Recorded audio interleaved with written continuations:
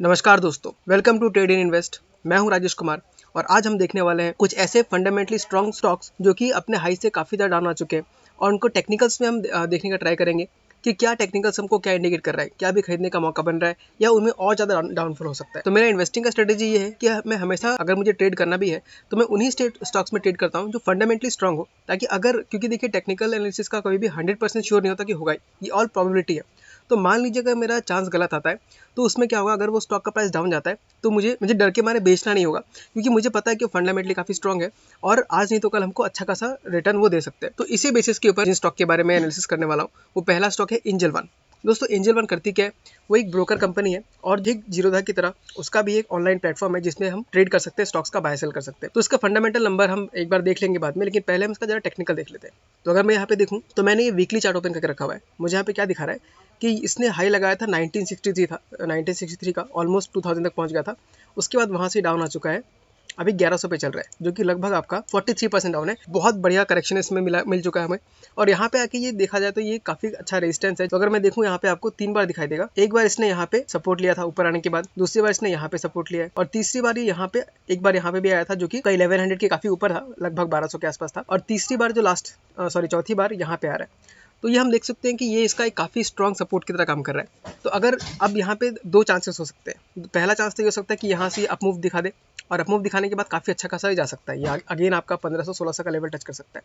अगर इसको ये ब्रेक कर देता है तब दोस्तों बहुत खराब सिचुएशन हो सकता है, क्योंकि देखिए इसका जो नेक्स्ट जो सपोर्ट है वो सीधा यहाँ पे आता है, जो कि आपका बनता है 800 के आसपास का लेवल है। तो हम लोग एक रिस्क ले सकते हैं, हम लोग इस पॉइंट पे हल्का सा बाय कर सकते हैं। मान लीजिए आपको किसी भी स्टॉक में 10,000 या 15,000 लगाना होता है, तो उसमें से 50% या 30% आप अभी लगा सकते हैं। और अगर स्टॉक और डाउन हो जाए तो इस पोजीशन पे जो 874 है उसमें आप अच्छा खासा बाइंग कर सकते हैं, क्योंकि उसके बाद हमें काफ़ी अच्छा स्ट्रॉन्ग रिटर्न मिल सकता है।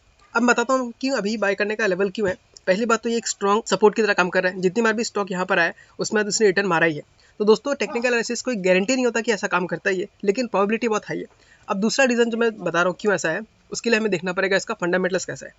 तो ये रहा, मैंने इसका नंबर बस निकाल लिया सिंपली। तो यहाँ पे दिखा रहा है इसका जो प्राइस टू अर्निंग है वो 14.94 चल रहा है, यानी सिर्फ 15 चल रहा है। आज के ज़माने में जहाँ पे बहुत सारे स्टॉक 70, 80, 90 के पी पे मिल रहे हैं, हमें ये स्टॉक सिर्फ 15 के प्राइस टू अर्निंग पे मिल रहा है, जो कि काफ़ी रीजनेबल है। प्राइस टू बुक अगर देखें तो ये 5.89 है, वहीं सेक्टर का देखें तो 2.26 है। तो प्राइस टू अर्निंग के हिसाब से अगर हम देखें तो काफ़ी सस्ता मिल रहा है। यहाँ पे हमें डिविडेंड यील्ड भी मिल रहा है 2.4% का, जबकि सेक्टर का डिविडेंड यील्ड है 0.94, यानी डिविडेंड भी अच्छा मिल रहा है, सस्ते वैल्यूएशन पे भी मिल रहा है। तो हमें ये इसको कंसिडर जरूर करना चाहिए। अब मैं एक बार देख लेता हूँ इसका। तो मुझे यहाँ पे दिखा रहा है कि प्रमोटर्स का जो होल्डिंग है 43.68% है, काफ़ी ठीक ठाक है, स्टेबल है। म्यूचुअल फंड्स का जो होल्डिंग है वो 9.8% से 7.7% पे है, 2% की लगभग डाउन हुआ है, लेकिन काफ़ी स्टेबल बोल सकते हैं इसको भी, ज़्यादा ऊपर नीचे भी नहीं है। अदर डीआईएस का देखें तो वो कंटिन्यूसली अपना स्टेक को बढ़ा रहे हैं। 0.58 जहाँ पे पिछले सितंबर में था, इस बार 1.57 आ गया, काफ़ी अच्छा खासा ग्रोथ दिखाया। जहाँ पे अगर हम एफआईएस को देखें तो उन्होंने बहुत ही तगड़ा ग्रोथ दिखाया है। यहाँ पे देख सकते हैं ये जब ग्रोथ दिख रहा है, यहाँ पे बहुत ही स्ट्रॉन्ग इन लोगों का मोमेंटम दिख रहा है। आपका सीधा 4.56% से सीधा 17.25% पे आ गया, बहुत ही बढ़िया ग्रोथ है। अब एक बार देख लेते हैं कि हम एफआईएस रिटेलर्स क्या कर रहे हैं। तो रिटेलर्स हर बार की तरह अपना स्टेक को डिक्रीज करते जा रहे हैं। जहाँ पे उनका पिछली बार 43.40% था, वहीं पे अब उनको घट के 29.8% आ गया, लगभग हमने 13% का स्टेक रिड्यूस कर दिया है। तो हर बार ऐसा ही होता है, हम रिटेलर्स जब होते हैं थक हार के, जब स्टॉक मूव नहीं करता तो निकल जाते हैं और उसी टाइम पे एफआईएस अपना स्टेक इंक्रीज करते हैं, और जब वो स्टॉक बढ़ता है तब वो लोग वहाँ से निकलते हैं और तब रिटेलर्स एंट्री मारते हैं। तो हमें इस बार ऐसा नहीं करना है, हमें स्टॉक में बने रहना है। काफ़ी अच्छा खासा रिटर्न देगा, थोड़ा टाइम भले ले सकता है लेकिन हमें अच्छा खासा रिटर्न देगा। और वैसे भी अगर मैं देखूँ तो ये एक स्मॉल कैप कंपनी है, काफ़ी स्मॉल है, यानी कि इसमें सिर्फ 10,000 करोड़ का इसका टोटल मार्केट वैल्यू है। तो ऐसे स्टॉक्स में जो कि स्मॉल कैप होते हैं उसमें 30-40% डाउनफॉल होना बहुत ही आम बात है, क्योंकि वो लोग अपनों भी उसी तरीके से देते हैं। अगर 40% डाउन होते हैं तो लगभग 2-3 गुना भी हो सकते हैं।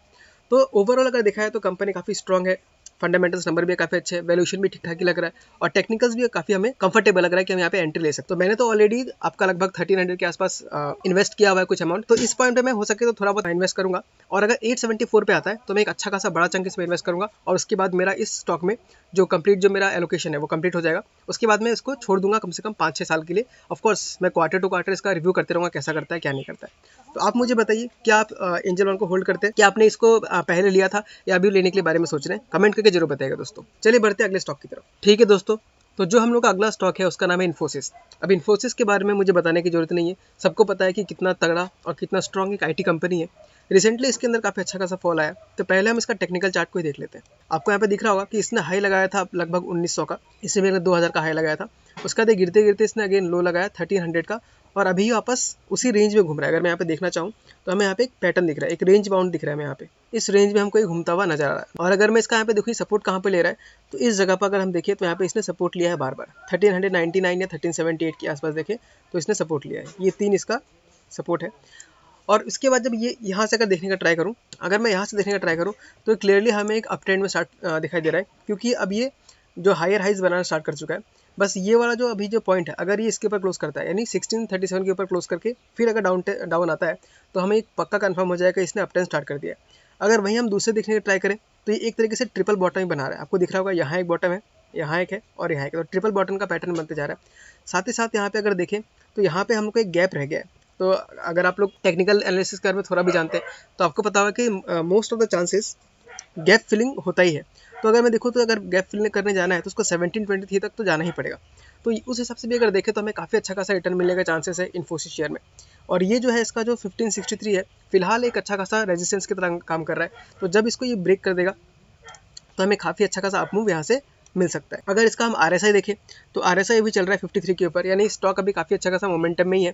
तो अगर अभी लेते हैं तो हमको 1 से 2 महीने के अंदर या मान लीजिए 3-4 महीने के अंदर हमको बहुत ही अच्छा खासा रिटर्न मिल सकता है। अगर मैं परसेंटेज में कैलकुलेट करने का ट्राई करूँ तो अभी जिस जगह पे घूम रहा है वहाँ से अगर ये 70 तक पहुँचता है तो भी हमें आराम से 9 से 10% का रिटर्न मिल जाएगा, जो कि काफ़ी अच्छा खासा रिटर्न होगा। तो यही था मेरा दूसरा स्टॉक। तो ठीक है दोस्तों, मिलते हैं फिर अगले वीडियो में। तब तक के लिए tata bye bye, take care. आप लोग इस चैनल को जरूर सब्सक्राइब कर दीजिएगा।